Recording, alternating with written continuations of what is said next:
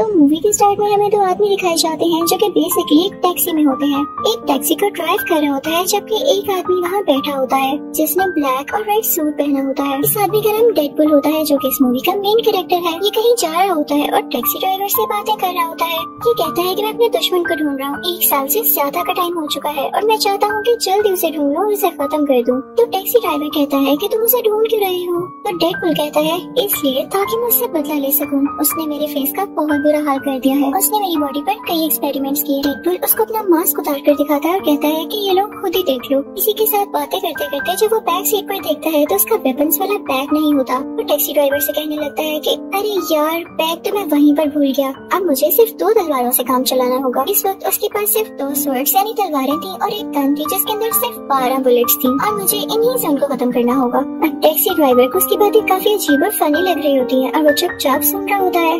Deadpool वहीं bridge पर उतर जाता है और बच्चों की तरह टांगे हिलाकर कोई ड्राइंग बनाने लगता है। वो ऐसे ड्रॉ कर रहा होता है कि वो अपने दुश्मन को कैसे मारने वाला है कि तभी उसको वहाँ पर अपने दुश्मन की गाड़ियाँ नजर आती हैं। वो फौरन से उतर जाता है और उसके गन में जितनी भी बुलेट्स होती हैं उनसे उनके साथियों को मार डालता है। ये सीन काफी मजेदार है। उनकी गाड़ियाँ रोल होते हुए गिरती हैं। यहाँ पर रिवील होता है कि डेडपुल के दुश्मन का नाम फ्रांसिस होता है। वो काफी बड़ा विलेन था, काफी बुरा आदमी था। अब ये खबर मशहूर हो जाती है, हर जगह ये बात फैल जाती है कि डेडपुल और फ्रांसिस में लड़ाई हो रही है। ये न्यूज टीवी पर भी आती है। फिर हम घर में एक जॉइंट आदमी को देखते हैं जो कि स्टील का बना हुआ लग रहा था। उस आदमी को ये न्यूज देख के काफी गुस्सा आता है। वो एक टीनेजर लड़की को बुलाता है जिसके काफी छोटे बाल थे और वो दोनों गुस्से में डेडपुल से मिलने जाते हैं। अब यहाँ हमें पास्ट की स्टोरी दिखाई जाती है जबकि डेडपुल एक नॉर्मल इंसान था। वो अभी डेडपुल नहीं बना था। उसका नाम वेड होता है। वो सीधा एक बार में जाता है जहाँ पर उसका दोस्त भी होता है और वहाँ पर किसी जॉइंट आदमी की किसी दूसरे आदमी के साथ लड़ाई हो रही होती है। तो वेड ये देख कर एंजॉय कर रहा होता है। तभी वेड के पास एक लड़की आती है जिसका नाम वेनेसा होता है। वो वेड से आकर बातें करने लगती है और उसको काफी पसंद करने लगती है।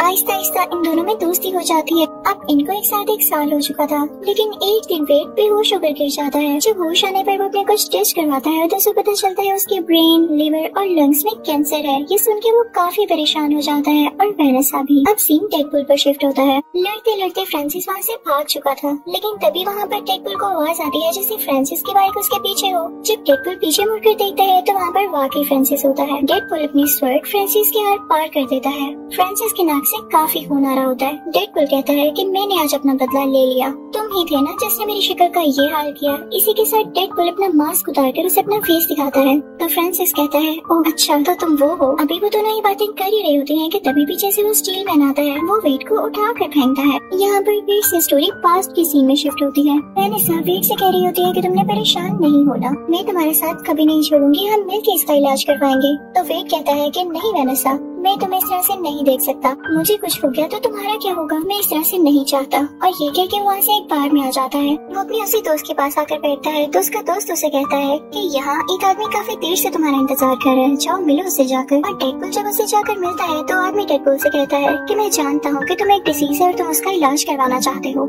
इसमें मैं तुम्हारी हेल्प कर सकता हूँ, लेकिन साथ एक और बात, मैं तुम्हें सुपर पावर्स भी दे सकता हूँ। तो डेडपुल कहता है कि नहीं, मुझे एक नॉर्मल इंसान की तरह जिंदगी जीनी है, मैं इसमें इंटरेस्टेड नहीं। और ये कहकर वो वहाँ से हो जाता है। अब यहाँ से सीन दोबारा से प्रेजेंट में आता है और वो स्टील मैन डेडपुल से कह रहा होता है कि तुम्हारे साथ मसला क्या है, तुम अपनी पावर्स का गलत यूज क्यों कर रहे हो। तो डेडपुल स्टील मैन से कहता है कि मुझे मत सिखाओ, जिसने मेरे साथ बुरा किया मैं उससे बदला जरूर लूंगा। तभी वो टीनेजर डेडपुल से कहती है कि पीछे देखो। और जब डेडपुल पीछे देखता है तो फ्रांसिस वहाँ से भाग चुका होता है। डेडपुल को स्टील मैन पे काफी गुस्सा आता है और वो उसे मारने लगता है कि अगर तुम मुझे अपनी बातों में ना लगाते तो वो यहाँ से ना भागता। डेडपुल स्टील मैन को मारने लगता है, लेकिन क्योंकि वो बहुत ज्यादा हार्ड होता है तो स्टील मैन की दोनों रिस्ट यानी बाजू और एक टांग टूट जाती है। तो स्टील मैन उसे कहता है यार तुमने मेरा दिमाग खराब कर दिया है। उसे काफी जोर से हिट करता है जिससे डेडपुल दूर जाकर गिरता है और फिर उसकी रिस्ट अपने हाथ के साथ बांधकर उसे कहीं ले जाता है।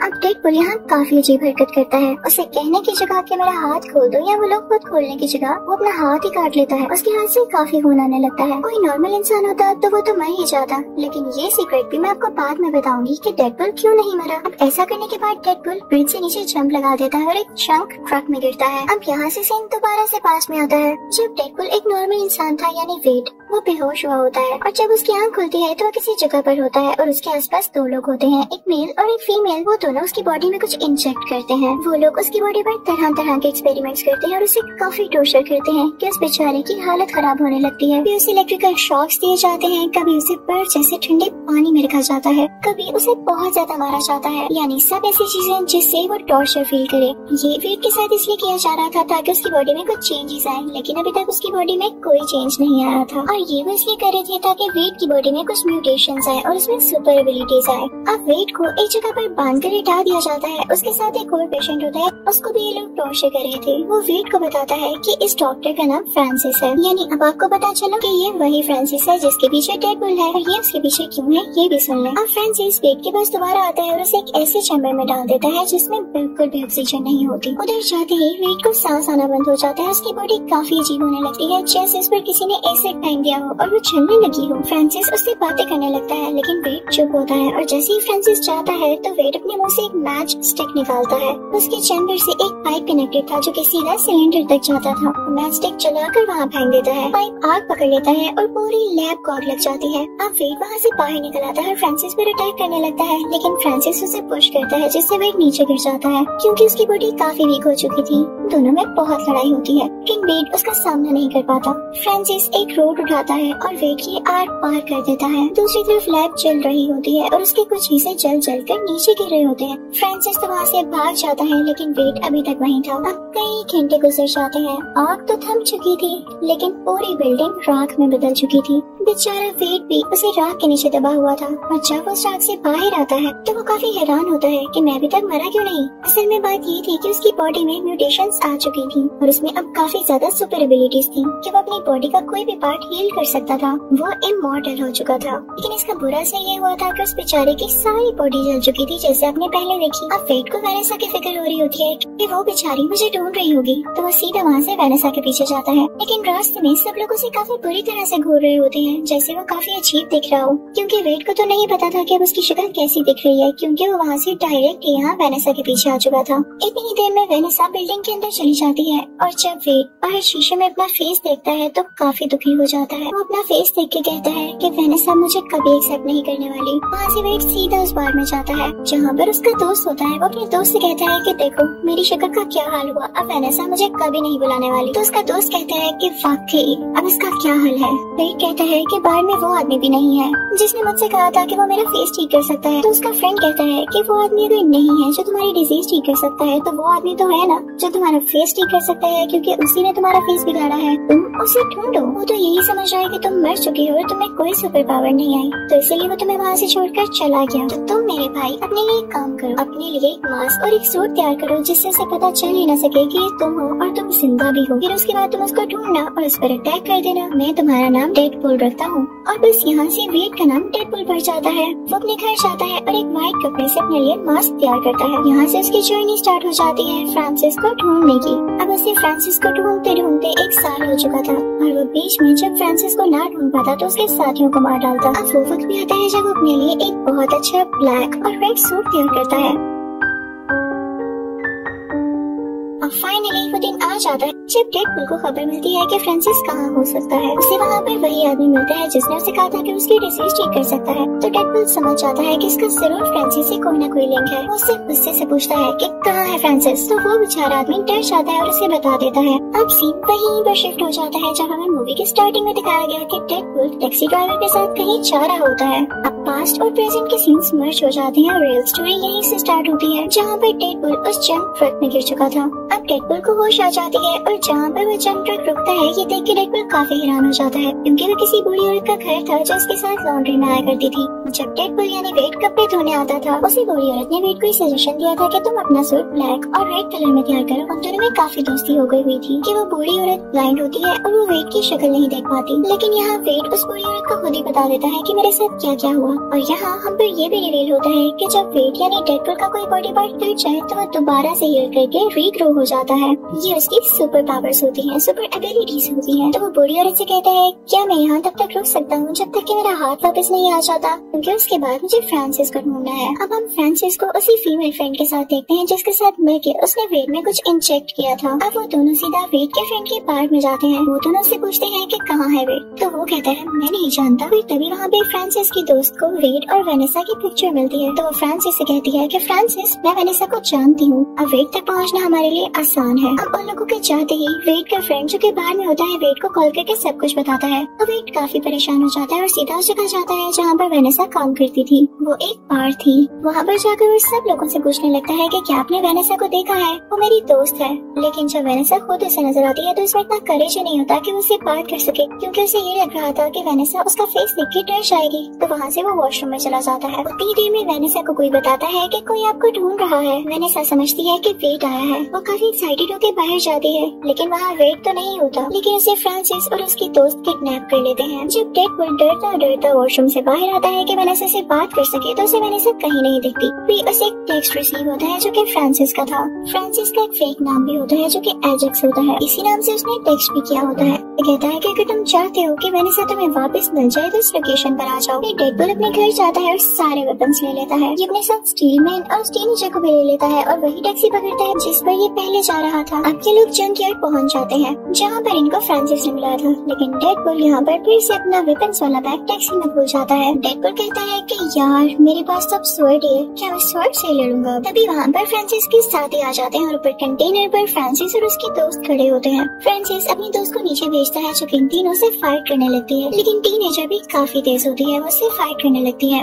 मैन बड़े बड़े टायर्स उठाकर फ्रांसिस के साथ ऊपर फेंकने लगता है। तीनों काफी अच्छे से फाइट कर रहे होते हैं। लेकिन जब डेडपूल देखता है कि उसके साथी फ्रांसिस के साथियों को रोके हुए हैं तो इस बात का फायदा उठाते हुए फ्रांसिस तक पहुंच जाता है क्योंकि कंटेनर के ऊपर होता है। यहाँ पर फ्रांसिस और डेडपूल की काफी लड़ाई होती है। नीचे फ्रांसिस की दोस्त ने टीनमैन का गला काफी जोर से दबा कर रखा होता है। लेकिन जब टीनेजर ये देखती है तो अपनी सारी पावर्स यूज करके उस लड़की की तरफ फेंकती है। वहाँ पे काफी बड़ा ब्लास्ट होता है और वहाँ के सारे कंटेनर्स मूव करने लगते हैं। वेनेसा भी एक ग्लास चैम्बर में होती है, वो भी नीचे गिरने लगता है। अब फ्रांसिस तो कंटेनर से नीचे गिर जाता है। लेकिन जब वेनेसा का चैम्बर नीचे गिरने लगता है तो डेडपूल उसे बचा लेता है। इसके बाद वो वेनेसा को उसमें से निकालता है, लेकिन फ्रांसिस वहाँ दोबारा आकर डेडपूल पर अटैक कर देता है। लेकिन डेडपूल हील होकर दोबारा से उसके ऊपर आ जाता है और उसके ऊपर बैठ जाता है। अब किसने कहा था फ्रांसिस को कि वो डेडपूल को सुपर एबिलिटीज दे कि बाद में वो उसी पे भारी पड़ जाए। डेडपूल फ्रांसिस को काफी मारता है। फ्रांसिस के नाक और मुंह से काफी खून आने लगता है। अब डेडपूल फ्रांसिस से कहता है कि मेरा फेस ठीक करो। तो फ्रांसिस हंसने लगता है। हा, तुम्हें लगता है कि मैं तुम्हारा फेस ठीक करूंगा? तो डेडपूल कहता है कि अच्छा ऐसी बात है। इसी के साथ वो अपनी एक छोटी सी गन निकालता है और उस पर शूट करने वाला होता है कि तभी पीछे से स्टीलमैन की आवाज आती है। वो उसे कहता है डेडपूल तुम अपनी पावर्स का गलत यूज करोगे, तुम एक हीरो हो, तुम ऐसा नहीं कर सकते। लेकिन डेडपूल उसकी बात नहीं सुनता। वो फ्रांसिस के फेस पर शूट कर देता है। स्टीलमैन बाहर से जितना ह्यूज और पावरफुल दिखता था अंदर से वो बेचारा उतना ही डरपोक था। उसे ये सीन देख के वॉमिटिंग होने लगती है। अब इस सब के बाद वेनेसा डेडपूल के पास आती है और उसे पंचेस मारने लगती है। तो डेडपूल उसे कहता है कि ठीक है मार लो, मैं जानता हूँ तुम राइट पर हो और तुम्हारा मुझे पंचेस मारना बनता भी है, लेकिन मैं तुम्हें एक चीज दिखाऊंगा उसके बाद तो मुझे एक्सेप्ट ही नहीं करूंगी। तो वेनेसा कहती है कि ऐसी भी क्या बात है। डेडपूल उसे कहता है कि मेरा फेस मास्क उतार के देखो, तुम्हें खुद ही पता चल जाएगा। तो वेनेसा उसका मास्क उतारती है। उसके नीचे एक और प्रिंट होता है। जब वेनेसा उसे हटाती है तो वहाँ पर डेडपूल का रियल फेस होता है जो कि काफी जला हुआ था। वेनेसा उसका फेस देख के कहती है कि क्या बुरा है इसमें, तुम्हारी आंखें, नाक, मुंह सब कुछ तो ठीक है, स्किन का इशू है तो वो सबको होता है। हर किसी की स्किन वैसे भी फ्लॉलेस नहीं होती। मुझे जल्द ही इसकी आदत हो जाएगी, लेकिन मैं तुम्हें छोड़कर नहीं जाने वाली। दोनों बहुत खुश होते हैं, दोबारा से सुलह कर लेते हैं। तो यही डेडपूल पार्ट 1 खत्म होता है। Now we are starting part 2। तो पार्ट 2 के स्टार्ट में हम डेडपूल को देखते हैं जो कि काफी सैड अपने अपार्टमेंट में बैठा होता है। वो अपने अपार्टमेंट को आग लगा देता है क्योंकि वो जिंदा नहीं रहना चाहता था, वो सुसाइड कर रहा था। अब हमें पास्ट का सीन दिखाया जाता है कि डेडपूल सुसाइड क्यों करना चाह रहा था। हमें एक फाइटिंग सीन दिखाया जाता है जिसमें डेडपूल अपने कुछ दुश्मनों से लड़ रहा होता है जो कि काफी बुरे लोग होते हैं। लेकिन उनमें से एक आदमी वहाँ से भाग जाता है। तो डेडपूल कहता है कि इसको तो मैं बाद में देख लूंगा, पहले मुझे वेनेसा से मिलना है, क्योंकि इन दोनों को एक साथ रहते हुए पूरे 2 साल हो चुके थे और इसने उसको विश करना था। लेकिन जब डेडपूल घर जाता है तो वहाँ पर वही आदमी आ जाता है जो कि वहाँ से भाग गया था। वो यहाँ वेनेसा को मार डालता है। जब डेडपूल ये देखता है तो उसे काफी दुख होता है। वो उस आदमी के पास जाता है और उसे ट्रक के नीचे देकर मार देता है। फिर वो वापस वेनेसा के पास आता है। वो काफी उदास होकर कहता है ये मेरी वजह से ही तुम मरी, मैं तुम्हारी मौत का बदला जरूर लूंगा। नो डाउट वो आखिरी आदमी को भी मार चुका था, लेकिन वो उन सब लोगों को खत्म करना चाहता था जो उसके लिए बुरे थे, जो किसी की बिना वजह जान लेते हैं बिना किसी रीजन के। उसे वेनेसा की बहुत याद आया करती थी और वो कई तरह से अपनी जान लेने की कोशिश करता था। कभी वो बिल्डिंग से नीचे जंप लगा देता, कभी उसके अंदर रोड्स घुस जाती, कभी वो खुद को आग लगा देता, लेकिन उसे कुछ न होता क्योंकि वो इमॉर्टल था और इस चीज से वो खुद भी तंग आ चुका था। अब हम प्रेजेंट में आते हैं जब वो अपने अपार्टमेंट को आग लगा के दोबारा से सुसाइड करने की कोशिश करता है। यहाँ पूरे अपार्टमेंट में आग लग जाने की वजह से बहुत बड़ा एक्सप्लोजन होता है और उसे वेनेसा का विजन आता है कि ये तुम गलत कर रहे हो, तुम्हारा काम ये नहीं है। लेकिन इसी के साथ ही डेडपूल की बॉडी के टुकड़े हो जाते हैं। तभी कुछ टाइम बाद वहाँ पर स्टील मैन आता है और उसके बॉडी पार्ट्स देख के उसे एक सैक में डालकर अपने साथ ले जाता है और फिर उसे छोड़ देता है। जब डेडपूल की बॉडी हील हो जाती है तो वो बिल्कुल ठीक हो जाता है और अब वो उदास एक काउच पर लेटा होता है कि तभी उसके पास स्टील मैन आता है और कहता है कि तुम क्या कर रहे हो, तुम तो इतने पावरफुल हो और बनो भी। आज के बाद यही तुम्हारी फैमिली है और तुम हमारे साथ यहीं पर रहोगे। उस घर में 2 लड़कियां और होती हैं, एक वही टीनेजर जिसके छोटे बाल थे और एक पिंक बालों वाली लड़की। अब सीन यहाँ से दूसरी तरफ शिफ्ट होता है जहाँ पर हम एक ह्यूज आदमी को देखते हैं जिसकी एक आंख में लेजर जैसा कुछ था और उसके हाथ में घड़ी थी। जब वो उस घड़ी को मूव करता है तो वो कहीं जगह पर आ जाता है। वहाँ खड़े वो 2 आदमियों से पूछता है कि ये कौन सा साल है, मैं किस ईयर में हूँ। लेकिन इससे पहले कि वो आदमी कोई जवाब देते वो उनको मार कर उनकी गाड़ी लेकर वहाँ से चला जाता है। अब सीन दोबारा से वहाँ शिफ्ट होता है जहाँ पर वो चारों रह रहे थे, यानी डेडपूल, स्टील मैन, पिंक बालों वाली लड़की और वो टीनेजर। ये सब अपनी टीम को एक्स मैन की टीम कह रहे होते हैं। अब टीनेजर स्टील मैन से कह रही होती है कि आपको बहुत ट्रस्ट है ना डेडपूल पर। मुझे तो डेडपूल बिल्कुल भी कंसिस्टेंट नहीं लगता है, ये कुछ भी ठीक से डिसाइड नहीं कर पाता, कभी सुसाइड करने की ट्राई करता है और कभी कुछ ज्यादा इमोशनल हो जाता है। तो डेडपूल फौरन से बोल पड़ता है कि तुम लोग परेशान नहीं हो, मैं खुद को ठीक करूंगा। मैं जितने दिन इस घर में रहा मैंने बहुत कुछ सीखा और हम बहुत अच्छी एक्समैन टीम बनेंगे। ये बात सुनकर सारे काफी खुश हो जाते हैं। स्टील मैन उसे अप्रिशिएट करता है और कहता है मुझे खुशी है मैं तुम्हें यहाँ लेकर आया। अब सीन चेंज होता है एक म्यूटेंट स्कूल की तरफ। वहाँ पर कुछ ऐसे बच्चे थे जिनमें कुछ ज्यादा एबिलिटीज थी जो कि इंसानों में नहीं होती, वो बच्चे म्यूटेंट्स थे। अब उस स्कूल का प्रिंसिपल जो कि क्लासेस वाला आदमी होता है उन सब बच्चों से कह रहा होता है कि ठीक है मैं जानता हूँ तुम लोगों में एबिलिटीज है, लेकिन तुम लोगों ने इसको दुनिया के सामने शो नहीं करना और इन पर कंट्रोल रखना है। अब प्रिंसिपल उनमें से एक हेल्दी बच्चे को सामने स्टेज पर लाता है और सब बच्चों के सामने उसे टॉर्चर करने लगता है। बच्चों से कहता है कि अगर अपनी एबिलिटीज को कंट्रोल ना किया तो आप लोगों के साथ भी यही किया जाएगा ताकि आप ये सीख लें कि कंट्रोल कैसे किया जाता है। पता नहीं कैसा स्कूल था ये। तभी हम उस घर को देखते हैं जहाँ पर वो चारों यानी एक्समैन टीम रह रही थी। तभी स्टील मैन डेडपूल के पास आता है और उसे कहता है कि एक मसला हो गया है और हमें उस जगह पर जाना है। अब जहाँ मसला हुआ था वो उसी म्यूटेंट स्कूल के बाहर वाला हिस्सा था जहाँ पर वो हेल्दी बच्चा टॉर्चर किए जाने की वजह से काफी तंग आ चुका था और बाहर आकर 2 पुलिस कार्स को डैमेज कर चुका था। उसकी एबिलिटी थी कि वो हाथों से आग फेंक सकता था। अब जनाब वहाँ पर ये एक्समैन टीम भी पहुँच जाती है और उस बच्चे को आराम से रोकने की कोशिश करती है, लेकिन वो बच्चा डेडपूल पर और उन लोगों पर अटैक कर देता है, जिसके बाद पुलिस इसके गले में एक डिवाइस डाल देती है। इसी टाइम वेट यानी डेडपूल नोट करता है कि उसके गर्दन पर कोई निशान है, यानी ये बच्चा ऐसे ही एग्रेसिव नहीं हुआ, इसके साथ जरूर कोई जुल्म हुआ है। तो डेडपूल भी स्कूल के बाकी स्टाफ पर अटैक कर देता है, जिसकी वजह से पुलिस उसके गले में भी वो डिवाइस डाल देती है। इनफैक्ट ये ऐसी डिवाइस थी जो किसी की भी सुपर एबिलिटीज को कंट्रोल में कर सकती थी। जिसके गले में भी डिवाइस होती वो अपनी एबिलिटीज को ठीक से यूज ही न कर पाता और सबसे बड़ी बात ये डिवाइस खुद से उतर भी नहीं सकती थी। अब यहाँ पे उस हेल्दी बच्चे को और डेडपूल को एक साथ उधर म्यूटेंट सेल में लेकर जाया जाता है, जहाँ पर और भी लोगों को पकड़ कर लेकर आया गया था और उन्हें सूट भी पहनाया जाता है जैसे क्रिमिनल्स का हो। अचानक से वेट यानी डेडपूल को दर्द होने लगती है क्योंकि जब तक उसकी एबिलिटीज उसके पास थी उसे अपनी कैंसर की डिजीज फील ही न हुई, लेकिन क्योंकि उसके गले में डिवाइस थी उसकी एबिलिटीज उसके पास नहीं थी तो उसे काफी दर्द हो रहा था क्योंकि उसका कैंसर वापस आ रहा था। तो वह हेल्दी बच्चा बोलता है कि ये हमारी गलती है कि हम अपने लिए स्टेप नहीं लेते। अच्छा खासा मैंने स्टेप लिया, लेकिन पुलिस ने आके वहाँ सब कुछ खराब कर दिया और लोग जानते ही नहीं कि स्कूल का प्रिंसिपल कितना बुरा आदमी है। उसने मुझे इतना मारा, इतना टॉर्चर किया और जैसे ही मैं इस सेल से निकलूंगा मैं उसे मार डालूंगा। उसके बाद वो दोनों खाना खाने लगते हैं। तभी वहाँ पर वो अजीब आदमी आ जाता है जो कि लोगों से ईयर का पूछ रहा था और उसकी आंख में कुछ चमक रहा था। वो उस हेल्दी बच्चे की तरफ पॉइंट आउट करता है कि मुझे ये बच्चा चाहिए। वेट यानी डेडपूल कहता है कि मैं तुम्हें इस बच्चे को हाथ भी नहीं लगाने दूंगा और इसी के साथ उन दोनों में लड़ाई शुरू हो जाती है। लड़ते लड़ते डेडपूल ग्रिल से नीचे गिर जाता है और शुक्र है कि उसके गले से वो डिवाइस हट जाती है और उसमें उसकी एबिलिटीज दोबारा आने लगती है। उन दोनों में दोबारा से फाइट होने लगती है। वेड उस आदमी से पूछता है कि तुम्हें मसला क्या है, तुम्हें वो बच्चा क्यों चाहिए। तो वो आदमी अपना नाम केबल बताता है और कहता है कि पहले तुम बताओ, तुम उस बच्चे को जानते भी नहीं और फिर भी उसे बचा रहे हो। तो वेड कहता है क्योंकि उस बच्चे को ये लगता है कि मैं उसे बचाऊंगा और मुझे उसकी होप नहीं तोड़नी। तभी वेड को दिखता है कि केबल की पॉकेट में एक बॉम्ब है, तो उस बॉम्ब को उस बिल्डिंग में एक्सप्लोड कर देता है और वेड और केबल दोनों ही बाहर आकर गिरते हैं। वेड बाहर बेहोश हो चुका था। तभी उसे ख्वाब में वेनेसा आती है, उसे करेज देती है और कहती है कि यही चीजें तुम्हें पावरफुल बनाती है। और तब वेड को होश आ जाता है। वहाँ से वेड सीधा उसी बार में जाता है और अपने दोस्त से कहता है कि मैं एक बच्चे को बचाना चाहता हूँ। तो उसका बार वाला दोस्त कहता है कि ठीक है, हम एक टीम बनाकर उसको बचा सकते हैं। वहाँ पर वही टैक्सी ड्राइवर भी होता है। अब हम दोबारा से उसी हेल्दी बच्चे को देखते हैं जो कि अभी तक म्यूटेंट सेल में ही होता है और वहाँ पर उसकी दोस्ती एक काफी खतरनाक और काफी बड़े म्यूटेंट से हो जाती है।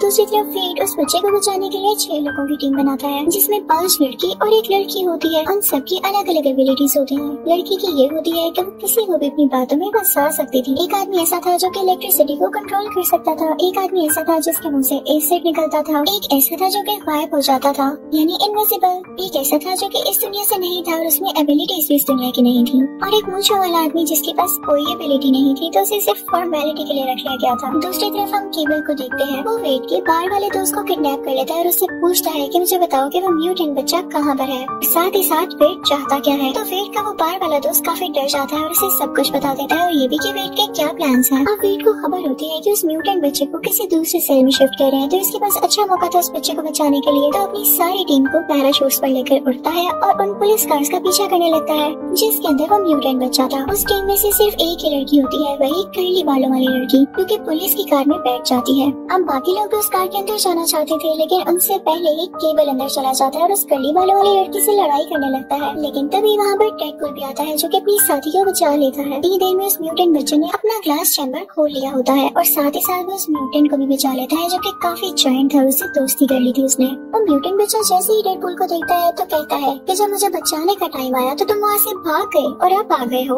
अब ये मेरा अच्छा दोस्त बन चुका है। उस जायंट म्यूटेंट की तरफ इशारा करता है और इसके बाद वो जायंट म्यूटेंट डेडपूल की बॉडी के 2 हिस्से कर देता है और फिर वो बच्चा उस जायंट म्यूटेंट को अपने साथ लेके चला जाता है। उसके बाद कर्ली बालों वाली लड़की आती है और वेड यानी डेडपूल के दोनों हिस्सों को अपने साथ लेकर चली जाती है। अब वेड को घर ले जाया जाता है।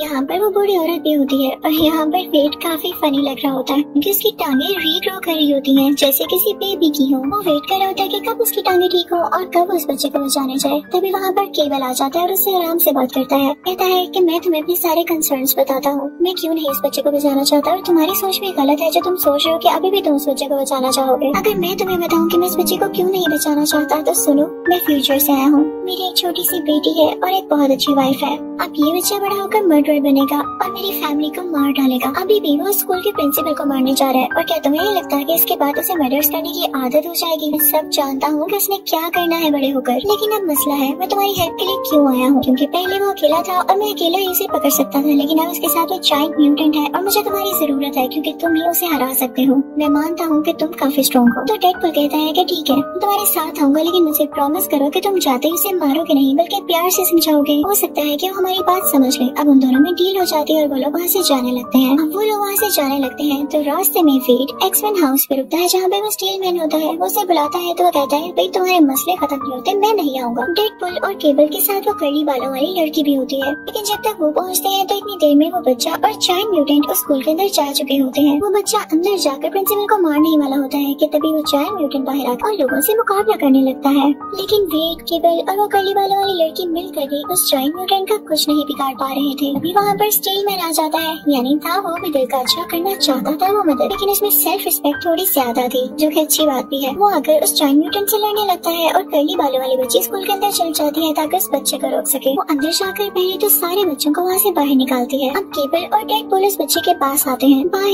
स्टील मैन के पास वो टीनेजर भी आ जाती है। वो दोनों मिलकर उस जायंट म्यूटेंट को मार डालते हैं। अब वो बच्चा प्रिंसिपल को अंदर मारने ही वाला था, तो ये देखते हुए केबल उस बच्चे को मारने लगता है, लेकिन डेडपूल उसे रोकता है कि तुमने कहा था कि हम इसे समझने का एक मौका जरूर देंगे, इसे एक चांस देंगे। अब डेडपूल उस हेल्दी बच्चे को समझाने लगता है कि देखो, अगर तुम प्रिंसिपल को इसलिए मारे हो कि वो तुम लोगों को टॉर्चर करता है, तो तुम भी उसे मारने के बाद एक मर्डरर बन जाओगे और कोई तुम्हें अच्छा नहीं समझेगा, तो उसमें और तुम में फर्क क्या रह जाएगा। इसी के साथ उस बच्चे की तरफ बढ़ता है और उसे कहता है कि मैं तुम्हें हमेशा से बचाना चाहता था, इसीलिए तो यहाँ पर आया हूँ। लेकिन उस बच्चे को डेडपूल की बातों पर यकीन नहीं आता। अपने हाथों से आग निकालता है और उसे जोर से पुश करता है जिससे वो दूर जाकर गिरता है। अब डेडपूल जब गिरता है तो उसे काफी दुख होता है। वो अपने गले में वही डिवाइस पहन लेता है। हेल्दी बच्चे से कहता है कि ठीक है, अगर तुम्हें शक है कि मैं तुम्हें कोई नुकसान पहुंचाऊंगा तो ठीक है, मैंने डिवाइस पहन ली, मेरी सारी एबिलिटीज खत्म हो गई, अब मैं मर सकता हूँ तो तुम मुझे मार लो। लेकिन केवल इसी के साथ ही उस बच्चे को शूट करने लगता है, वो गोली चला देता है। लेकिन तभी बीच में डेडपूल आ जाता है, गोली उसको लग जाती है।